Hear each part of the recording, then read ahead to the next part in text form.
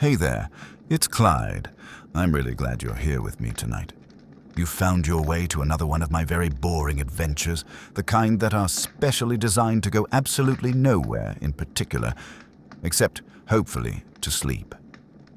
Before we get settled on this chilly rooftop in St. Petersburg, I want to gently remind you of a couple of things. If you enjoy drifting off to these slow, meandering stories, it really helps when you tap the like button and subscribe to the channel. It sounds like a small thing, but it lets the little gears and levers behind the scenes know that you like quiet nights and long rambles more than explosions and plot twists. There's a whole playlist of my sleepy time travel adventures waiting for you too. You can let it play in the background while you rest, and I'll just keep wandering through history, talking softly about nothing urgent at all. And if you ever feel like having a story that's made just for you, there's also the option to become a channel member.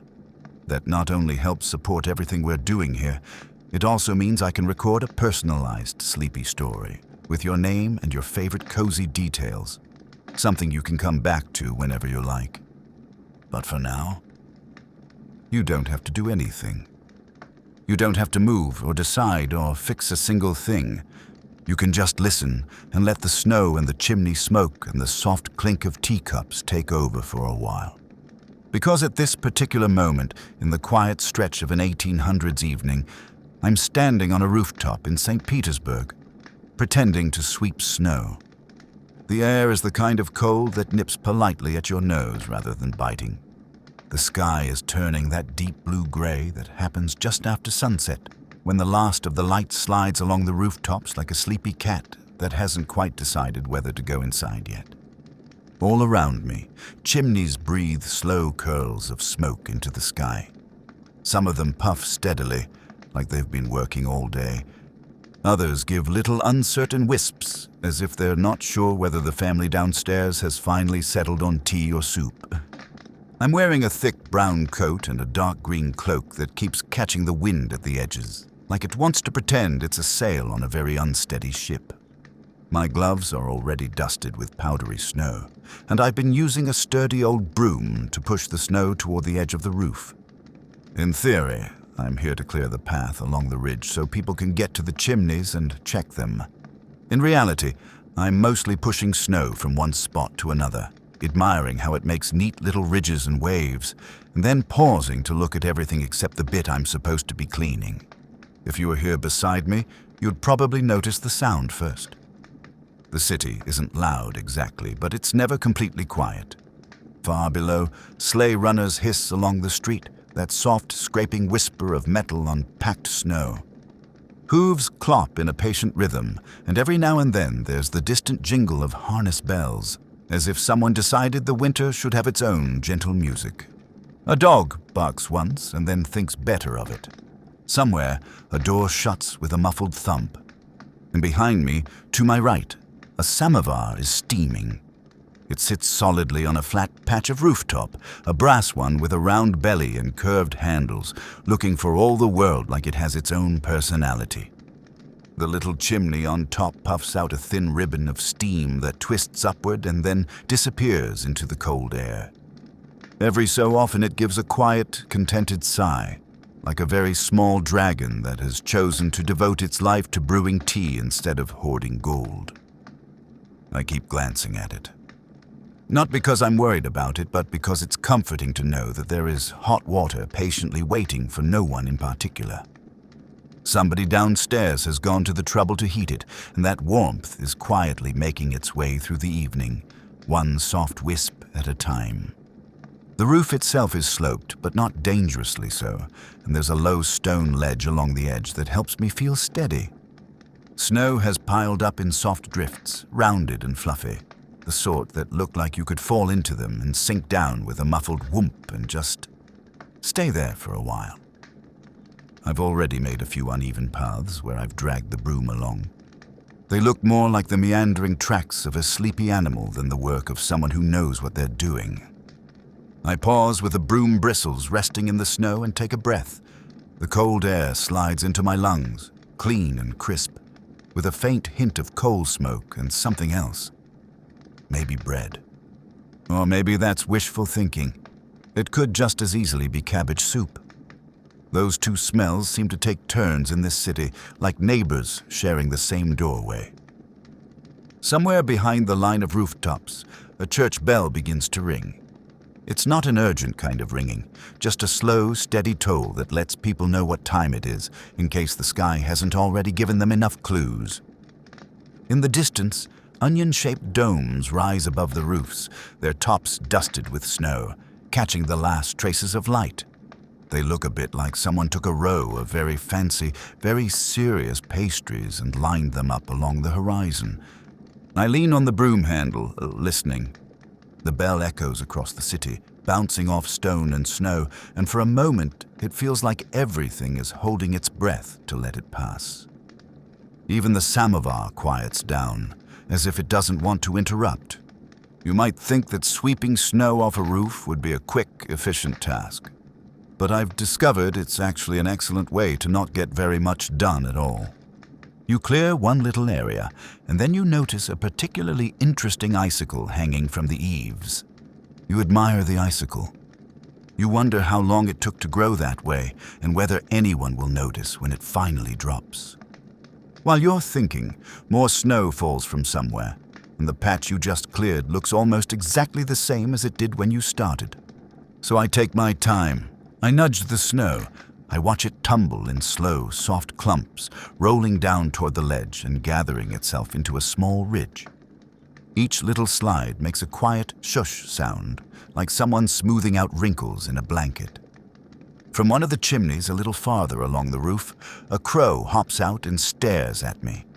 He tilts his head, black eyes bright, as if he's sizing me up and deciding whether I'm going to be interesting or disappointing.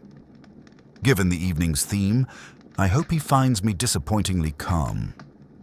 Evening, I murmur, because there's no reason not to be polite to a crow. He cocks his head the other way, gives a small, opinionated croak, and then flaps up to perch on the rim of the chimney. The air from inside the chimney must be warmer, because he settles there, feathers puffing slightly, looking very pleased with himself. Closer to the samovar, someone has left a small wooden crate. Inside the crate is a carrot. Just one. Bright orange, a little frostbitten at the tip, lying there as if it has been carefully placed in a position of great importance. Maybe it was meant for a horse. Maybe it's an unfinished part of a snowman that never got assembled. Or maybe it's just a carrot that's decided to take a break from being useful. For now, it's keeping an eye on the samovar for us. It's good work if you can get it. I go back to sweeping, pushing another small drift toward the edge. The broom bristles squeak faintly against the cold, rough surface beneath the snow, and every few strokes I stop again, not because I'm tired, but because the view keeps pulling my attention away. Down in the street, a boy in a fur hat is walking carefully, balancing a stack of boxes tied up with twine. Next to him, a woman carries a basket wrapped in a cloth, probably guarding something warm, maybe bread, maybe a pie that's only halfway promised to a neighbor. A little dog trots behind them, leaving tiny footprints that are quickly blurred by new flakes drifting lazily from the sky. The snow isn't falling in a hurry. It's just deciding, one flake at a time, to join the others. Each one lands so quietly that you wouldn't even notice unless you just stood still and watched them. So I do. I stand still. I watch. The city hums softly beneath me. The samovar breathes out its gentle steam, and the broom rests in my hands, forgotten for the moment. I know I'm supposed to be clearing the roof, but there's no real rush. The snow will still be here in a few minutes. The chimneys aren't going anywhere. And you're not in a rush either. You're here to drift, and I'm here to ramble, and the evening is perfectly content to stretch itself out as long as we need. I shift my weight. The snow crunches under my boots, and I give the broom one more absent-minded push, just enough to make another small, lopsided path in the whiteness. It doesn't look like progress, exactly, but it looks like a start. And on this quiet rooftop in St. Petersburg at the edge of evening, a not quite finished job is the perfect place to begin. I brush a little more snow aside, mostly to pretend I'm making progress, and the bristles make that soft, scratchy sound again. Something between a sigh and a whisper. It's funny how even the broom seems sleepy tonight. If it could talk, I think it would say something like, "We'll get there when we get there. Maybe." The crow from earlier hops a little closer along the chimney rim, his feet making tiny prints in the frost. He tilts his head at me again, as if he's checking whether I'm still interesting enough to observe. I'm honestly not, but I appreciate the attention. It's nice to be silently judged in a gentle way by a very small bird. Keeps a person humble. I give the broom another lazy push, and a small drift of snow tumbles down the sloped tiles, gathering speed until it slips off the edge and disappears into the dim street below. There's a faint poof when it hits something, or someone, but it's far too soft to be alarming. Probably just landed on the hat of someone who is already used to roofs, shedding bits of winter onto them. A moment later, a muffled voice from the street calls up something in Russian that sounds vaguely like a friendly scolding. I can't quite make out the words, but the tone is unmistakable. Something between "watch it" and "honestly, this happens every day." I lift a hand apologetically, even though I doubt the person can see me. The crow, however, looks delighted by my social faux pas and gives a single approving caw like an amused landlord. Beside me, the samovar gives a tiny gurgle, the kind of noise someone might make when they're settling deeper under a blanket. Steam curls lazily upward. If warmth had a personality, this samovar would absolutely be a very tired auntie who insists everyone drink tea before they leave the house. I step closer to it, letting some of the heat brush against my gloved hands. In the dim dusk light, the brass gleams softly, reflecting the golden glow of a lamp far below on the street. The reflection is just vague enough that it looks like the lamp is floating in the samovar's belly, like a sleepy firefly taking refuge. A sudden clatter draws my attention to the far side of the roof. At first, I think maybe the wind knocked something over, but then I see a man climbing up a little ladder, or trying to. His boots keep sliding, his hat keeps slipping down over one eye, and he keeps muttering to himself in a long, unbroken stream of commentary. I can't understand a word of it, but the tone is clear. He's having a conversation with his own boots about their many, many shortcomings. When he finally makes it to the top, he pauses, hands on his knees, breathing out a long plume of fog. He straightens and gives me a nod that says, "I refuse to comment on that climb." I nod back in solidarity. No words needed. He walks over to inspect one of the chimneys, tapping it with a small metal tool. He listens closely, taps again, and then shrugs in a way that suggests he has learned absolutely nothing from those taps, but he's satisfied anyway. While he works, he whistles a little tune, something bright and surprisingly cheerful, like a dance you would do if you didn't know how to dance. It bounces across the roof, mingling with the faint sleigh bells from the street below. I move to sweep a bit more snow, but the broom bumps against something harder hidden beneath the surface. I brush away the snow with my boot and reveal a spoon. Just a regular spoon.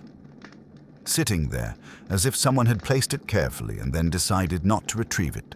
It's polished, surprisingly shiny, and completely inexplicable. I pick it up. It's cold enough to sting even through my gloves.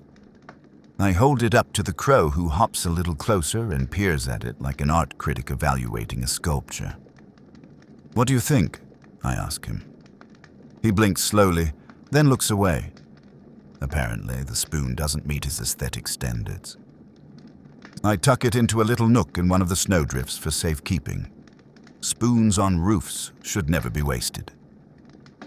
Down on the street, a sleigh passes by, drawn by a pair of horses whose tails swish in perfect unison.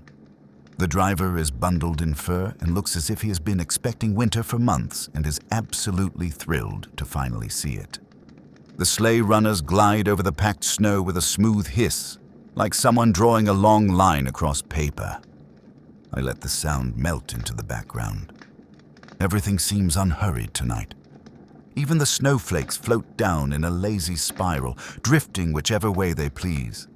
Some land on the samovar, sizzling faintly. Others gather on the crow's feathers, though he seems to ignore them completely. The man working on the chimneys moves to another one, still humming his confused dance tune. He glances at the samovar, then at me. He gestures between us. At the samovar, at the rooftop, at the broom, and says something long and sincere. I catch the words chai and teplo, tea, warmth. I nod enthusiastically. You can't go wrong with either. He laughs softly, gives the chimney one more tap, and starts back toward the ladder. Halfway there, he nearly slips, catches himself, nods at the roof as if reprimanding it, and continues down. The crow watches him leave with the dignity of a tiny judge dismissing a case. I return to sweeping, or something vaguely resembling sweeping. Mostly I just watch the snow swirl around in soft, sleepy eddies. There's a rhythm to it, a gentle one, the kind that settles into your shoulders and slows everything down. And as I lean on the broom, listening to the muffled heartbeat of the city beneath me, I realize something. This rooftop doesn't need to be cleared quickly. It just needs to be cleared eventually. There's no rush. There's never a rush in these quiet corners of time. And so the snow keeps falling, the samovar keeps steaming, the crow keeps pretending he's not watching me, and I sweep in slow, uneven arcs, carving little paths that go nowhere in particular, a perfect pace for drifting off. I take a slow step toward the samovar, mostly because my fingers are beginning to wonder if warmth is still a thing that exists, and partly because I like the way the steam curls upward into the pale evening sky. It's almost hypnotic, the way the warmth moves. Not in a rush, not in a straight line, but in soft little spirals, as if even the steam is too polite to hurry. The crow watches me with one eye, the other half tucked beneath a puffed feather. He looks like he's pretending not to care what I'm doing, but he absolutely cares. Crows always care. They store your face away in some little drawer in their minds labeled "People I Might Judge Later." I crouch down near the samovar and hold my hands toward it, palms hovering just above the brass surface. Heat blooms slowly against my gloves, sinking through the wool until it reaches my fingers. It feels like someone quietly placing a warm stone in each palm, a comforting little ritual. Behind me, a distant church choir begins to practice. The sound rises faint and drifting, notes floating upward like they're climbing invisible stairs into the cold. The singers don't seem to be in agreement about which part they're on yet, but the way their voices overlap is oddly soothing. It's like hearing a handful of winter birds warming up. I close my eyes for a moment just to listen. The snow, the faint bells, the choir, the creak of a sleigh far below, all layered like blankets piled up on a bed. When I open my eyes again, I notice something I didn't see before. A tiny trail of paw prints emerging from behind one of the chimneys. The prints are small, too small for a dog, too neat for a cat. They look almost delicate, placed with careful intention. I follow them with my eyes until they disappear behind a little rooftop vent shaped like a narrow tower. Curiosity gets the better of me. I walk slowly across the roof, boots crunching softly, and peek around the vent. There, sitting in a shallow hollow of snow, is a small, very round creature. It has a face, a very surprised face, and whiskers. A stoat, a winter stoat, its fur completely white except for its tiny black nose and two bright, bead-like eyes. It looks at me like I've interrupted something extremely important, perhaps a moment of personal reflection. "Oh," I whisper softly. "Hello." The stoat blinks. Then it stands on its hind legs for a moment, trying to decide whether I am a threat, a friend, or possibly a snack. Though, given the size difference, that last option seems unlikely. Eventually, it settles on polite indifference and hops once to reposition its tail beneath itself, like a little snow cushion. I sit down too, a respectful distance away, letting my cloak puddle around me. The snow is cold beneath me, but it's a calm kind of cold. The sort that doesn't shock, just invites you to stay a moment. "What brings you up here?" I ask the stoat. It looks at me. Then, with the dignity of a creature who knows exactly what it's doing, it picks up something from the snow beside it. A biscuit, a perfectly intact, slightly stale biscuit the size of a silver coin. I did not expect this. The stoat holds it delicately between its small paws, takes a tiny nibble, then places it back down as if to say, "Your turn." "Oh no," I murmur. "I couldn't possibly." But the stoat insists, pushing the biscuit forward a fraction of an inch. We sit there for a moment, the two of us sharing a silence that feels strangely ceremonial. The snow falls softly around us, tiny flakes settling on its fur like it's wearing a particularly festive jacket. Eventually, I gently push the biscuit back toward it. "You have that one," I say. "I'll find something else." The stoat seems satisfied. It picks up the biscuit again and scampers, well, waddles, really, behind the chimney with the importance of a royal courier. As I stand, brushing snow from my coat, I realize I've been gone from the samovar longer than I meant to.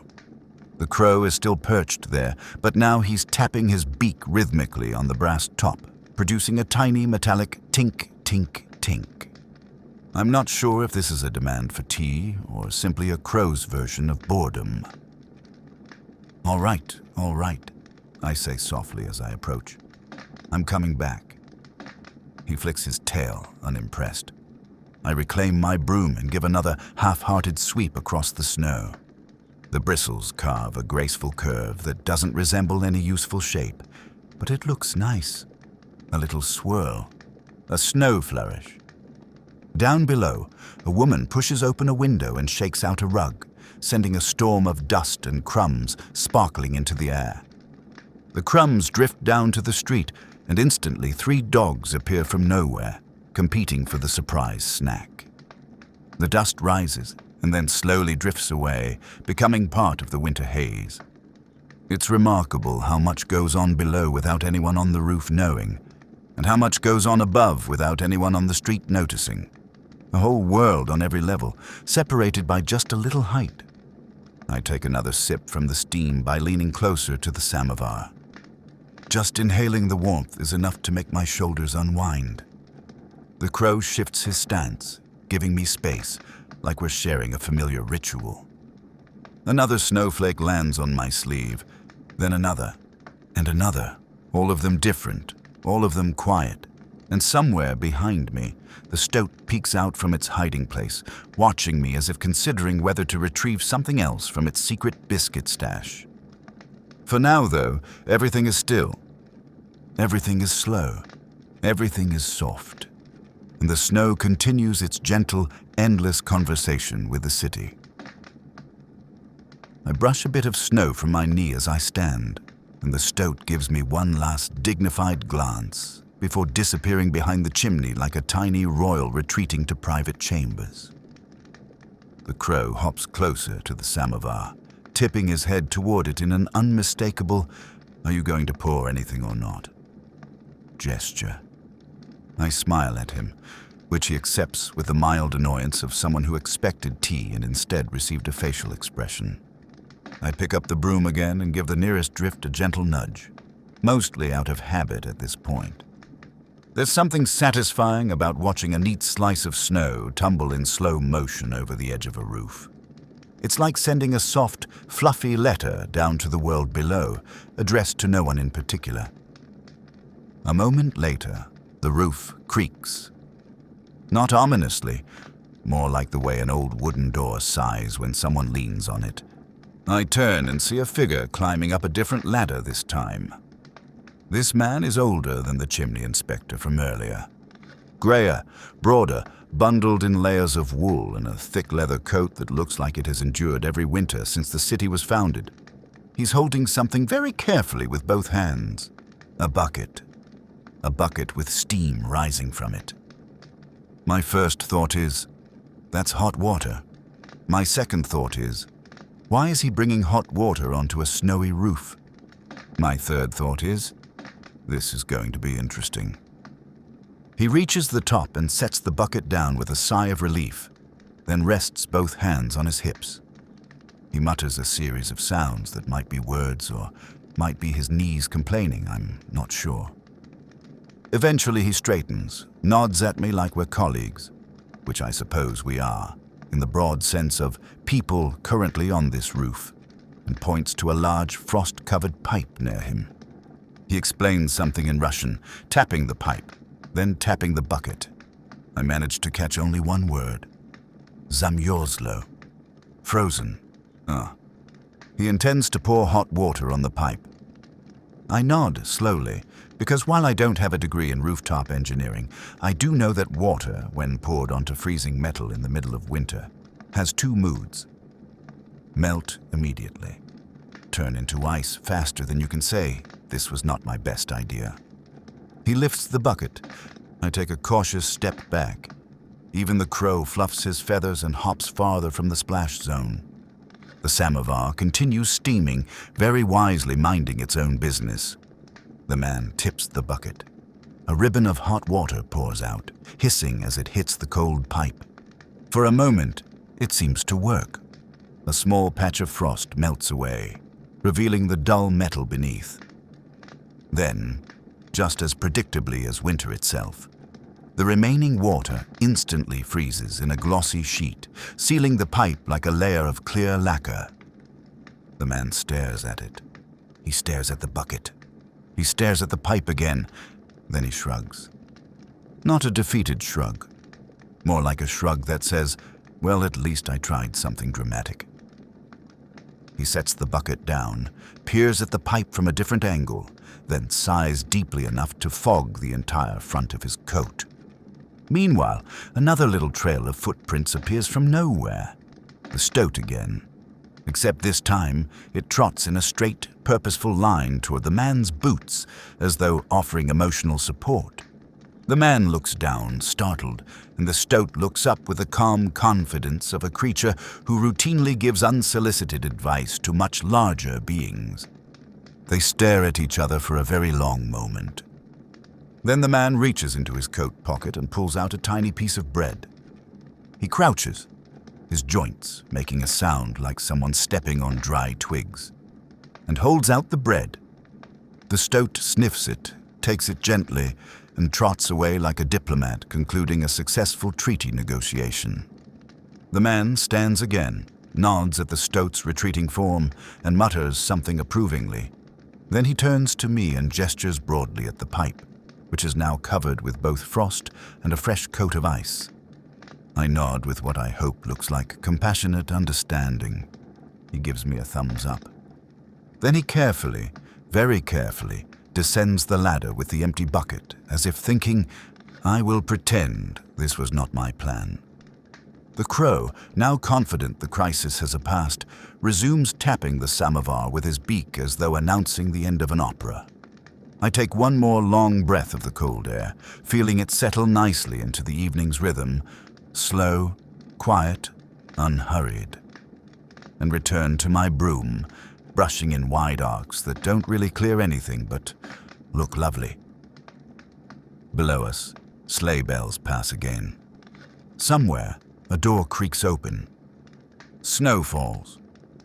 The samovar sighs, and the city continues its winter murmur, as if whispering, this moment can last as long as you need.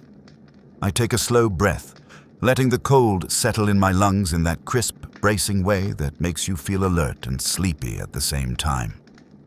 The kind of breath where your eyebrows tingle just a little.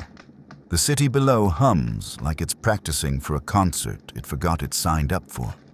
The older man with the bucket has disappeared down the ladder, probably to report that, yes, he bravely confronted the frozen pipe. And no, the pipe did not cooperate. And yes, he did feed a biscuit to a small and judgmental stoat. I'm still standing near the samovar, brushing a little snow off its lid, when I notice something odd. A sound. A tiny, musical sound. Not a human voice, not a crow, not sleigh bells, not the whistle of the samovar. More like a tinkling, not like glass. More like a chorus of tiny metallic taps. At first, I think the crow is attacking the samovar again in a fit of artistic curiosity, but he's not moving. He's standing very still, feathers ruffled, looking slightly offended that anyone would assume he'd make such a delicate sound. I tilt my head, listen harder. The sound is faint, almost like little wind chimes, except I don't see any wind chimes. Just snow, chimneys, rooftops, and the increasingly concerned crow. I step away from the samovar and follow the sound. The snow crunches softly under my boots, and the noise gets a tiny bit louder, like it's leading me somewhere. Past the chimney inspector's tools, past the prints left by the stoat, past a rooftop vent that is humming contentedly to itself. And then I see it.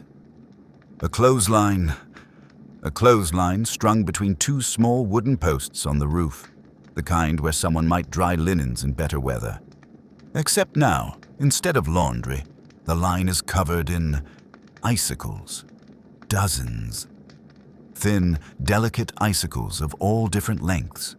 Some are 3 inches long, some are nearly a foot, each one catching the light in a slightly different way. And the wind, such as it is brushing against them just enough to make them chime together. Tiny, fragile notes. A little rooftop orchestra. I stop walking because the sound seems too gentle to interrupt. It has that special quality winter sounds sometimes have. Like music played from far away, softened by snow and distance. I stand there for a long moment, letting the melody drift around me. It isn't a song exactly.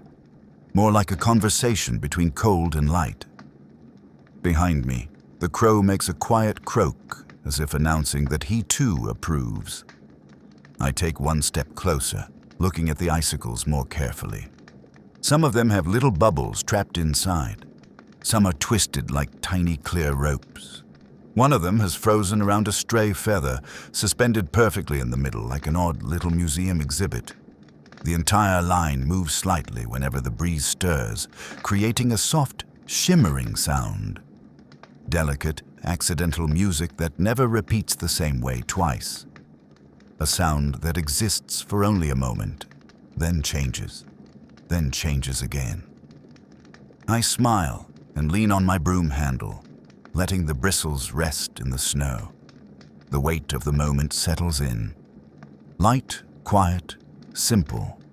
One of those memories that feels like it'll stick with me, even if I can't explain why. Below the icicles, someone has left a pair of mittens on the roof. Small ones, children's mittens, bright red, with snow frozen into the fibers. How they got here, I have no idea. I picked them up. They're stiff with cold, but very small, definitely for a child. Probably forgotten during some short-lived rooftop adventure, maybe while retrieving a bowl or helping with laundry. The crow hops closer to observe, as if to say, "Those do not belong here." "I know," I whisper. "I'll make sure they get somewhere warm." I tuck the mittens into the pocket of my coat. They feel like a promise I'm supposed to keep.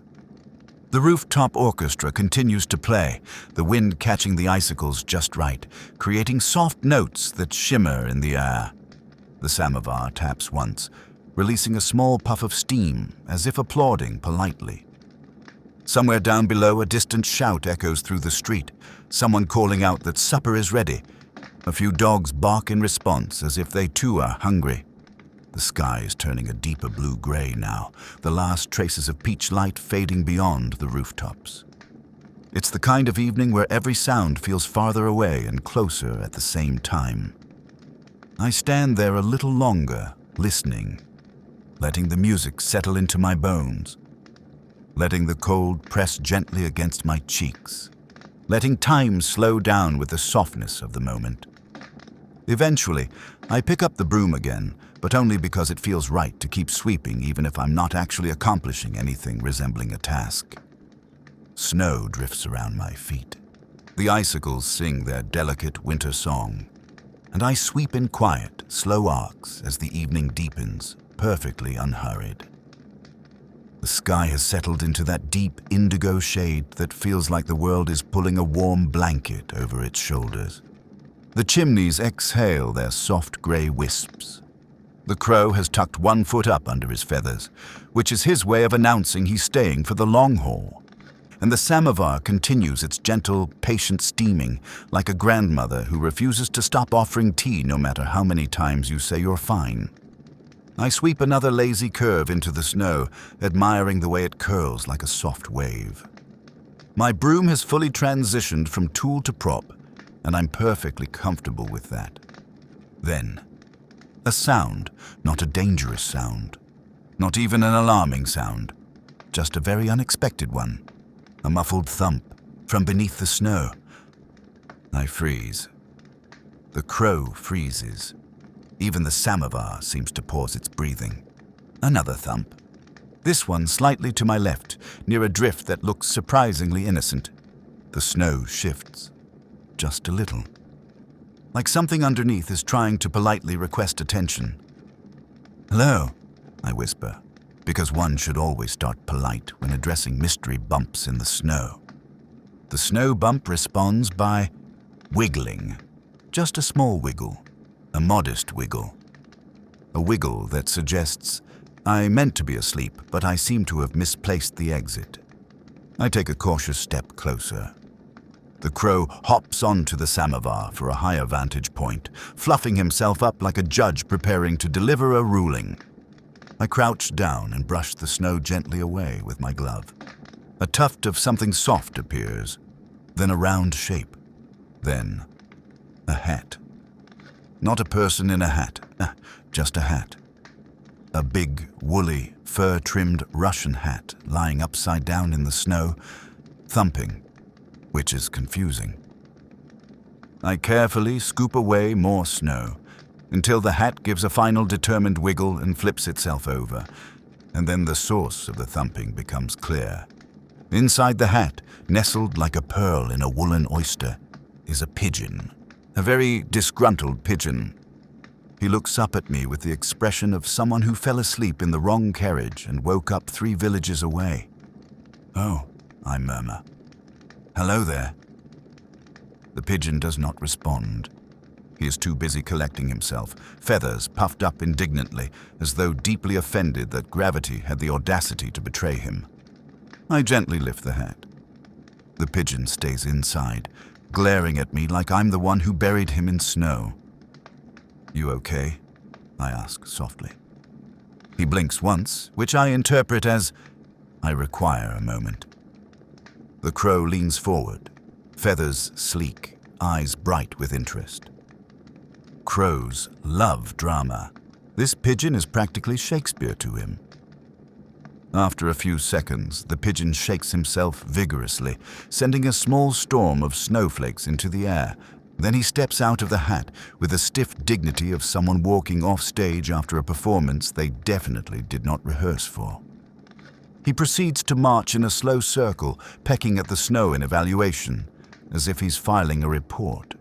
Then, satisfied, he fluffs up one last time and flies to the edge of the roof, landing neatly next to the clothesline of icicles, adding himself to the orchestra.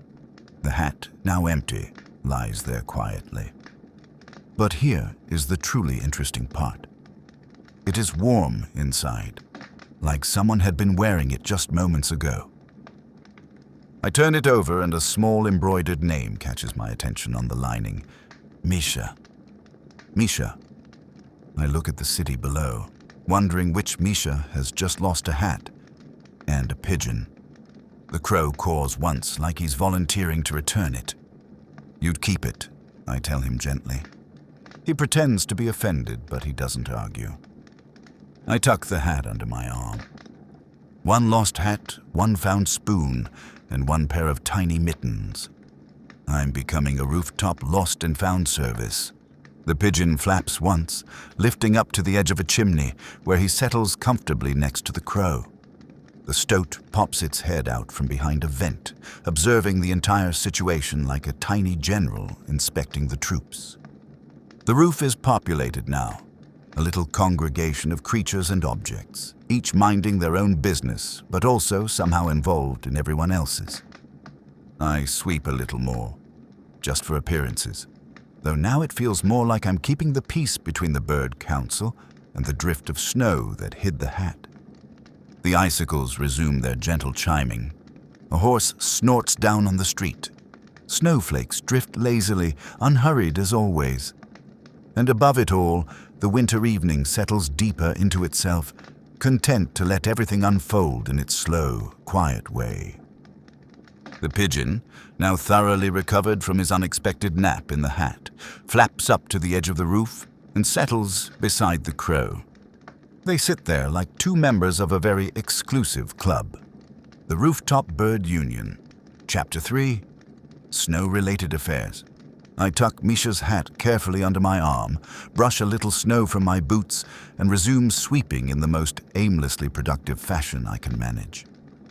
The evening deepens into a velvety blue, the kind that smooths all edges and makes chimneys look like silhouettes cut from soft black paper. The icicles chime faintly. The stoat peeks out again, now dragging what appears to be a small piece of cabbage it definitely did not have earlier. And everything feels wonderfully, sleepily ordinary. Then I see a flicker of light. Not the glow of a lamp or the warm pulse of a window candle. Something closer. Moving. A lantern. Someone is climbing the ladder. Slowly, carefully. One boot, then another soft scrape. A woman emerges at the top. Bundled in a dark wool coat, a thick scarf wrapped around her neck, and a lantern held high in one hand. Her boots look dusted with flour, which is interesting because I don't know many rooftop bakers. She pauses as she steps fully onto the roof, the lantern casting a warm circle of light around her. When her eyes land on me, her eyebrows lift with a mixture of surprise and something else I can't quite place. Not alarm, not suspicion, more like recognition of a scene that is unexpected, but not necessarily unwelcome.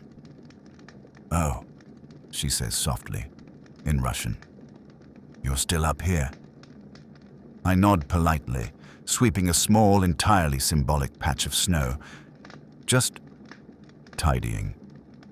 She looks at the snow, at my very half-effort broom strokes, at the pigeon inspecting the icicles like a jeweler, at the crow pretending to be in charge of everything, at the samovar steaming away, utterly unbothered, at the stoat dragging its cabbage trophy. Then she looks back at me. A smile tugs at her lips. Very busy roof. I laugh under my breath. It is unusually populated tonight. She steps closer, lantern swaying slightly, casting long shadows across the snow. When the warm light falls across her face, I notice she looks younger than I first thought. Not a girl, not quite yet an older woman. Her cheeks have that rosy glow of someone who stepped outdoors with purpose and has been thinking about that purpose the whole climb up. "I'm looking for something," she says quietly. I straighten a little. "Oh, what did you lose?" She hesitates, not in a fearful way, more like she's weighing her words. Then she reaches into her coat pocket and pulls out a mitten. Red wool, child-sized. The matching mitten to the pair I found earlier. "I dropped the other one," she says softly. "Somewhere. Up here, I think. It belongs to my niece." I feel the second mitten warm against my chest where it's tucked in my coat. "Oh," I murmur. "I believe I found it." Her eyes brighten. Relief washing across her face like a thaw. I gently retrieve the mitten and hand it to her. She cradles it in both hands, brushing away a stray flake of snow, then presses it briefly to her chest. Spasibo, she whispers. Thank you. The lantern flame flickers, illuminating her features more clearly. There's something thoughtful about her, something steady in the way she stands against the cold wind. She glances around again, taking in the unusual menagerie gathered on the roof. Her gaze lingers on Misha's hat under my arm. She smiles knowingly. You have been finding many things tonight, I see. I glance down. Apparently the roof is a collector. She chuckles softly. It's a warm, quiet sound. The kind that slips into the winter air and makes everything else feel a little less cold. She kneels beside the samovar, checking the wood embers inside with a practiced hand. My brother left this up here, she says, tapping the brass gently. He forgets everything. I come to check on it for him. I imagine her climbing onto the roof again and again, lantern in hand, making sure the warmth keeps breathing into the evening. She closes the samovar lid and stands, lantern in hand. I should go, she says gently. My niece is waiting. She takes a few steps toward the ladder, but then pauses, lantern light casting a soft glow around her. She looks back. Her eyes sweep over the rooftop. The birds, the stoat, the icicle orchestra, the biscuit crumbs, the abandoned spoon, the frozen pipe, the drifting snow, and finally return to me. You keep good company, she murmurs. I smile, feeling the calm warmth settle deeper into my chest. It's a very polite roof. She nods once, as though agreeing with the assessment. Then she descends the ladder, lantern disappearing into the dimness like a small ember falling into the night. The crow croaks once. The pigeon coos softly. The stoat drags the rest of its cabbage behind a chimney. The icicles chime their winter melody, and I stand there, broom in hand, letting the silence close around me again.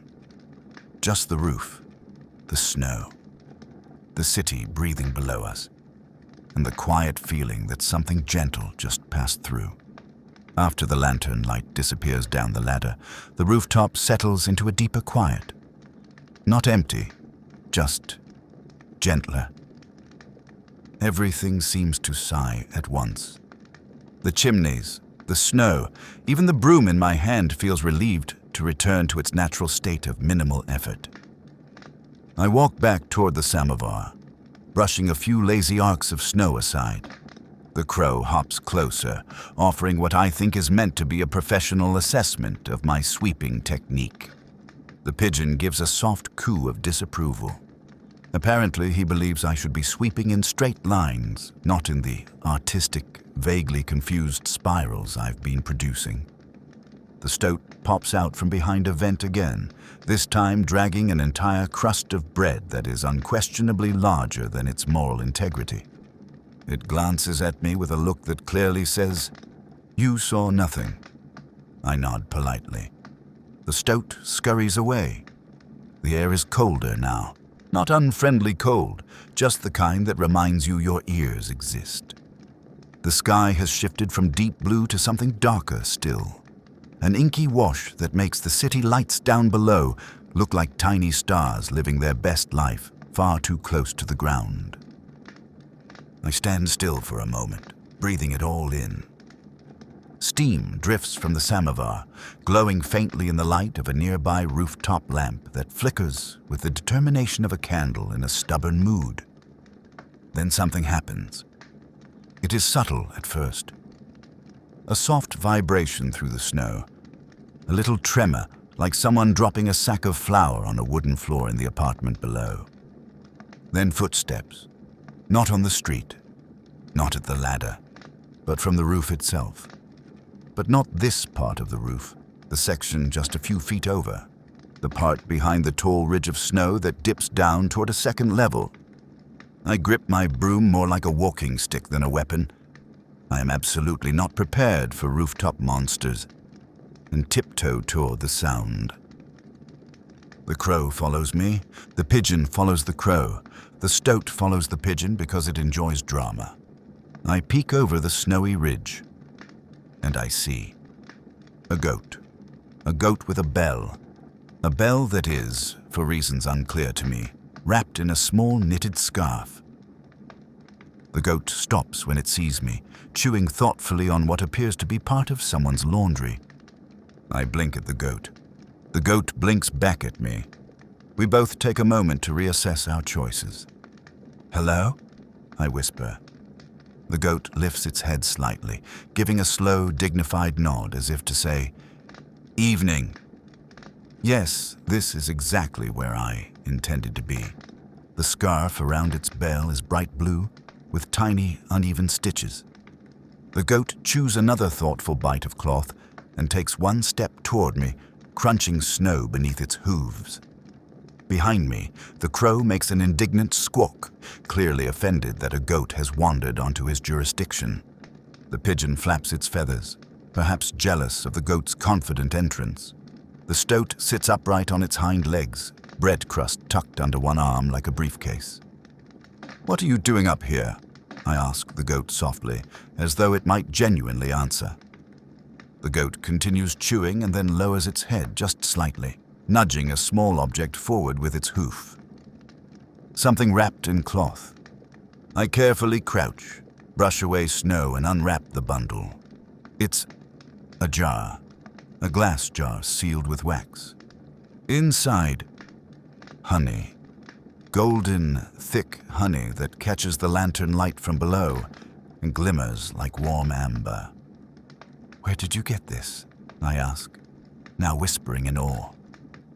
The goat casually turns its head toward a chimney 2 houses over, where a single, suspiciously goat-sized hole has been shoveled through the snow. "You stole this," I whisper. The goat chews in a slow, unashamed rhythm. Behind me, the crow caws like a scandalized grandmother. The pigeon huffs. The stoat raises its eyebrows, impressed. The goat steps closer and nudges the honey jar toward me again, as though offering tribute to the rooftop council. I look at the jar, at the goat, at the snow, at the sky. "Well," I murmur, "I suppose every roof needs a honey delivery system." The goat, satisfied, turns around and clambers back down the snowy slope with the ease of a creature who has absolutely no self-doubt and no respect for property boundaries. We all watch it go. The crow shakes himself once, feathers puffing dramatically. The pigeon resumes judging icicles. The stoat drags its bread crust into the shadows, like a tiny criminal mastermind. I sit down next to the samovar, honey jar in hand. The warmth from its metal sides radiates into my coat sleeves. A chiming sound drifts from the icicle clothesline. The choir in the distant church begins another song. Someone below laughs in a soft, cozy way that carries up through the cold. The whole city feels like it is humming with slow, gentle life. I set the honey jar beside the samovar, a temporary home until I figure out who it actually belongs to, and lean back on my hands. This rooftop is unbelievable. A stage where nothing and everything happens, where the ordinary turns quietly magical, one absurd detail at a time. And I'm not done yet.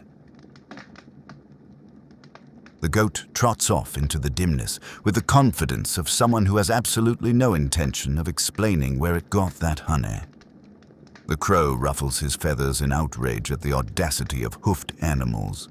The pigeon resettles himself proudly beside the icicles. The stoat drags its comically large bread crust behind a chimney like it's moving into a new apartment. And me? I'm just standing there, holding a broom that has done approximately 6 minutes of actual work in the last 2 hours. The night deepens into a velvety blue-black. Cold, but the kind of cold that stays still. Not windy, not biting, just present. A companionable cold. I take a step back toward the samovar, which is still steaming patiently as though monitoring all the rooftop chaos with the patience of a very tired but loving aunt. I pour a little warm water from the spout into the wooden cup beside it. Someone must have left it earlier, and hold it in both hands. The warmth spreads into my gloves, up my fingers, into the spaces between my knuckles. I breathe in the faint scent of tea leaves, and for a moment, everything is wonderfully, profoundly still. Then the stillness breaks with the soft tap, tap, tap of something tiny and deliberate approaching across the snow. I turn, out of the shadows, out of the soft, powdery drift near the chimney. Emerge 3 small shapes. Mice. 3 plump winter mice, lined up perfectly, like they rehearsed it. They march forward in a straight line, whiskers twitching with enormous purpose. The first one stops in front of me, stands on its hind legs, and squeaks once. A single, decisive chirp. I blink. The crow blinks. Even the pigeon leans forward like he's attending a board meeting. The mouse turns, gestures dramatically. Yes, gestures, with one tiny paw toward the bread crust the stoat has been dragging around. "Oh," I whisper, as the tiny mouse pantomimes possession of bread. "You want me to negotiate?" The mouse nods. The stoat pops its head out, clutching the bread crust like a prized trophy, eyes narrowed in suspicious indignation. The tension is palpable. This is rooftop diplomacy at its finest. I kneel in the snow, the wooden cup of warm water steaming gently in my hands. "Let's see," I murmur softly to the stoat. "They just want a little peace. Not all, just some." The stoat blinks, then narrows its eyes again, then relaxes slightly. The universal body language of someone who will consider a compromise if you're polite enough. I pick up the bread crust and break off a tiny corner, a crumb, really, and offer it to the mouse. The mouse accepts it with great dignity, turns and marches it back to the other 2 mice, each receiving a fragment as if accepting ceremonial medals. The stoat takes back the remaining bread, holding it triumphantly like a sagely diplomat. Crisis averted. The crow puffs up proudly as though he orchestrated the entire negotiation. The samovar hisses approvingly. The mice scurry away like a tiny parade returning to headquarters. The rooftop settles again, everything returning to its natural quiet. I sip my warm tea water slowly, letting the calm soak in. Far below, someone closes a window with a soft thump. Somewhere a dog barks once and then gives up on the idea. The icicles above sway gently, producing an accidental lullaby. The city breathes. I breathe with it. Above me, the stars peek through the thinning clouds. Quiet, small, steady.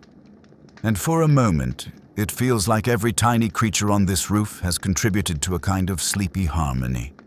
As though this place, at this time, is exactly as it's meant to be, a rooftop orchestra, a winter stage, a quiet gathering of soft, unhurried moments. And me, right in the middle of it, sweeping just enough snow to pretend I'm working.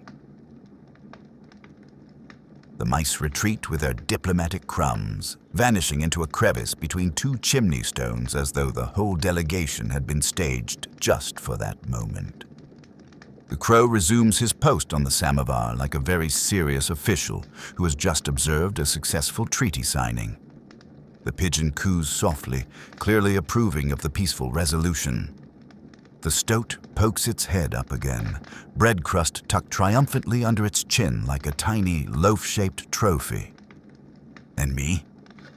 I'm leaning on my broom, warm cup in hand, feeling the stillness settle in my bones like soft wool. Then, whump. Not a sound of danger, but a sound of decision. Snow. A huge drift of snow slides off the taller, steeper section of the roof above me with the grace of a reluctant seal, belly flopping into water. The entire sheet glides downward in silence. So silently that I don't notice it until it's halfway down. I blink. The crow blinks. The pigeon widens his eyes. The stoat freezes, whiskers trembling. Then FWUMP. The entire drift lands directly in front of the samovar in a spectacular, slow-motion explosion of white powder. A fountain of snow rises and falls back in a soft cascade, scattering across the roof in a glittering spray. It's almost beautiful, like winter confetti tossed by a very enthusiastic stagehand. When the powder settles, everything is covered in a brand new layer of perfect fluff. My boots, my cloak, my broom, the samovar, now wearing a neat pile of snow on its lid like a winter hat. The crow, who is deeply offended. The pigeon, who is stunned. The stoat, who is now a tiny snow creature. I stand there for a moment, brushing the fresh snow from my eyelashes. "Well," I whisper, "thank you for the refresh." The crow shakes himself violently, sending snow everywhere and giving me a look that could curdle milk. The pigeon flutters his wings indignantly and hops in a little circle to re-establish his dignity. The stoat sneezes. I laugh softly, the kind of laugh that fogs the air in front of me and warms my cheeks from the inside. The samovar lets out a shh as the snow on its lid melts slightly, steam curling into the cold air like a lazy ribbon. I gently wipe the lid clear so the steam can rise more freely. The warmth mixes with the chill in a soft swirl, drifting upward in a slow spiral that looks almost like a small cloud stretching after a long nap. The icicle clothesline sings softly again, a thin, crystalline chime as the new snowfall settles around it. Far below, I hear the echo of a door closing, then muffled laughter, then the clink of dishes. The city is tucking itself in for the night. I take another sip from my wooden cup. It's cooling, but still warm enough to chase a little heat into my chest. The sky has grown darker now, almost black, but dotted with budding stars, faint but determined. The kind that look like they're whispering secrets to one another, deciding which ones will shine brighter as the night deepens. I sweep again, not because it's needed. The snow is far too soft and perfect to disturb, but because sweeping has become part of the rhythm of this rooftop, a quiet motion in a quiet world. As I brush a shallow arc into the new layer of snow, a soft glow flickers at the corner of my vision. A window across the street, someone lighting a candle and placing it near the glass. The flame dances gently, golden against the blue-gray night. For a moment, I imagine the woman with the lantern returning home, placing her niece's mitten safely on a warm table, pouring hot tea, and looking out the window at this very rooftop without realizing how many tiny adventures have happened up here tonight. The crow hops closer to me, shaking off the last bits of snow. He lets out a soft croak, not annoyed, not commanding, just present. A little sound to say he's still here. The pigeon coos, settling himself like a weary traveling companion. The stoat curls into a fluffy ball beside the samovar, bread crust hugged against its chest like a bedtime snack. And me? I sit down on the snow, letting the cold seep through my cloak in the softest way, feeling the night settle around me. There's a moment here, a tiny, fleeting moment, where everything feels suspended. Warm steam, cold snow. Stars just beginning to wake. Animals curled close. Chimneys humming. Snow falling in lazy spirals. The kind of moment that feels like a long breath held by the whole world. And it settles into me, warm and peaceful and quiet. I close my eyes, just for a second, letting the hush of the night fill every space inside me. When I open them, the rooftop is even softer, even quieter, a perfect place for a traveler to rest. And somewhere deep in my pocket, I feel the faint shape of something smooth and familiar. Not humming yet, not glowing yet, but waiting. That moment isn't here yet, not for a while. So I rest a little longer, sweep a little more, Watch the snow drift in gentle waves, and breathe with the city as it drifts into night. The night folds deeper around the city, settling into a softness that feels almost like velvet. The rooftops stretch out in quiet rows, each one covered in smooth blankets of untouched snow, except, of course, for this particular roof, which now looks like a very polite circus happened upon it by accident. The crow has settled into a comfortable loaf shape near the samovar, feathers puffed and shiny in the warm light. The pigeon has found a perch on the clothesline pole, head tucked under one wing in a very dignified, no more nonsense tonight posture. The stoat is curled happily in the hollow beside me, bread crust tucked against its belly like a tiny bedtime treasure. And me? I'm sitting cross-legged, leaning back on my hands, watching the sky slowly fade from inky blue to something even deeper, the color of a winter dream. The samovar breathes out one long, slow sigh of steam. A small curl escapes and rises into the night like a wandering ghost with nowhere urgent to be. It drifts past the crow, who doesn't bother to move, then glides toward the stars before vanishing in the cold air. I take a sip of what remains in my cup, almost lukewarm now, but still comforting. The wooden rim is smooth against my lips, the scent of tea faint but familiar. Below, the city continues its quiet lullaby, a sleigh passing somewhere far off, the soft padding of a dog on snow.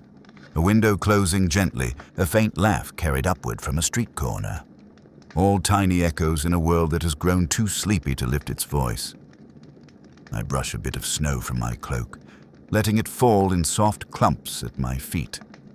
As it lands, the snow makes that delicate woof sound, like a pillow gently settling. The stoat stretches, little paws pressing into the snow, and then curls tighter against my boot, looking absolutely content with its life choices. The crow opens one eye, just to make sure I'm still here, then closes it again with a soft, approving rumble. A single snowflake drifts down and lands on my nose, then another on my sleeve. Then a little flurry. Not a storm, not a curtain, just a settling of tiny white stars. I breathe in. The cold fills my chest in the gentlest way, like a slow inhalation of winter itself. Then I exhale, watching the faint fog mix with the drifting flakes. Somewhere far off, the church bells ring a slow, steady hour. Their sound stretches across the rooftops, soft and round at the edges, as though even the bells are winding down for the night. I look out across the city, at the little candle in the window across the street, at the slow plumes of smoke from the chimneys, at the glimmer of frost crystals catching the lantern light, and something warm settles in my chest. A kind of still peace, a sense that this moment, with the snow and the animals and the samovar and the sleeping city, is exactly the right ending for this particular little adventure. I reach into the pocket of my coat to warm my hands, and my fingers touch the smooth, familiar shape. The stone, flat, warm, meant to fit in my palm. I don't pull it out yet. I'm not ready for the night to move on. Instead, I close my fingers around it and just sit there with it resting in my hand, tucked away in the darkness and warmth of my coat. The rooftop animals shift slightly, as though they feel the change in the air. The crow lifts his head.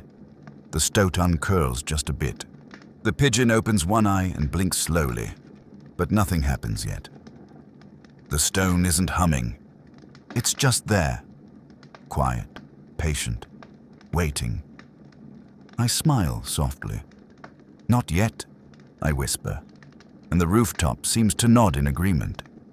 I take one last long breath, letting the cold sing its quiet lullaby in my lungs, letting the night settle in its final shape, letting my own thoughts slow, drift, soften, when the warmth in my chest finally meets the cold in the air. The stone stirs, a faint glow, a tiny hum, just enough for me to feel it in my palm, not enough for the animals to notice. I stand slowly, brushing snow from my knees. The crow gives a gentle croak. The pigeon shifts his feathers. The stoat blinks sleepily. "Thank you," I whisper to them, to the roof, to the night, to this little pocket of gentle chaos. The stone pulses once, faintly. Time to go. I close my eyes as the glow grows warmer, softer, wrapping around me like a blanket. The cold fades. The sounds fade. The rooftop dissolves into a haze of snow and tea steam and soft winter light. And just before the world slips away completely, I murmur, "Come find me again sometime. I'll save you a spot on the next boring adventure."